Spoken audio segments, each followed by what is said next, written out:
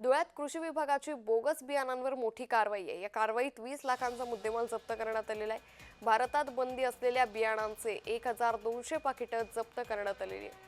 त्यामुळे धुळे शहरात बाहेरून येणाऱ्या खासगी ट्रॅव्हल्सची कृषी विभागाच्या पथकाद्वारे तपासणी करण्यात येते।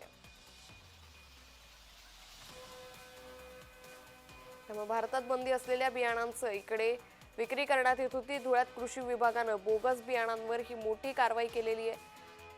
तर कारवाईत 20 लाखांचा मुद्देमाल जप्त करण्यात आल्याची माहिती देखील सध्या समोर येते।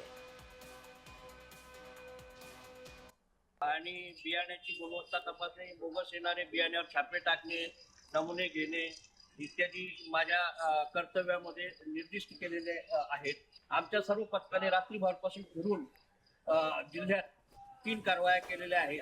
तर सर्वप्रथम जी कारवाई येते 2:30 वाजेच्या सुमारास शिरूर गोरकुल चौफुली इथं हॉटेल बालाजीच्या इथं एक इसम वाशिमवरून बियाणं घेऊन येत होता। तर त्याला आम्ही त्याच्या स्विफ्ट गाडीसह पोलीस ठिकाणी जमा केलं।